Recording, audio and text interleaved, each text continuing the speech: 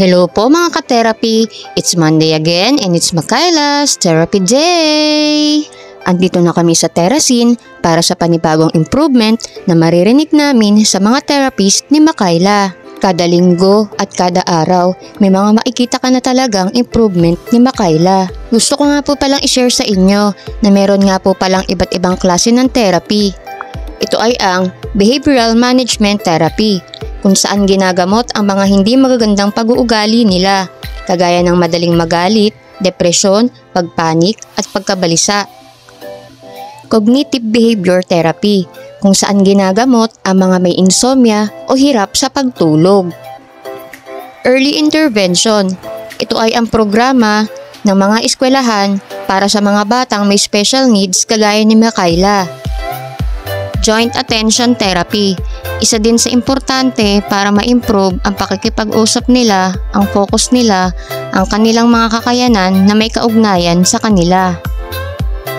Medication Treatment, ito po yung mga nangangailangan na ng gamot na iniinom dahil sa behavior nila. Nutritional Therapy, ito naman po ay makakatulong sa kanilang kalusugan, kagaya ng pagkain ng tama at pagkain ng mga masustansya. Parent-Mediated Therapy, ito naman po ay para sa mga magulang na kailangan nilang matutunan kung paano nila i-handle ang kanilang anak na may ASD. Physical Therapy, ito naman po ay para sa kanilang motor skills, para sa kanilang pisikal na kondisyon. Social Skills Training, ito naman po ay para ma-improve ang kanilang pakikipag-communicate sa ibang tao. Speech and Language Therapy, ito naman po ay sa mga speech delay na kagaya ni Makayla. Ito po ay para ma-improve ang kanilang pananalita, verbal o non-verbal na communication. Ito nga at tapos na ang speech at occupational therapy session ni Makayla at kausap ko na si Teacher Sheila, ang kanyang speech therapist. At ayun nga, another good news na naman at nagawa daw ni Makayla lahat ng activities na binigay sa kanya ni Teacher Sheila.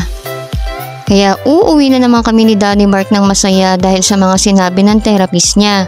Kagaya ng nakakabasa na daw si Makayla ng paunti-unti at may ilan lang na dapat baguhin sa kanya.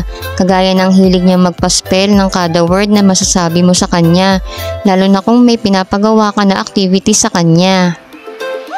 Sana po ay kahit papano ay may na-share ako sa inyo na konting kaalaman sa mga may ASD na kailangan talaga nila itong mga therapist na ito para sa ikabubuti nila.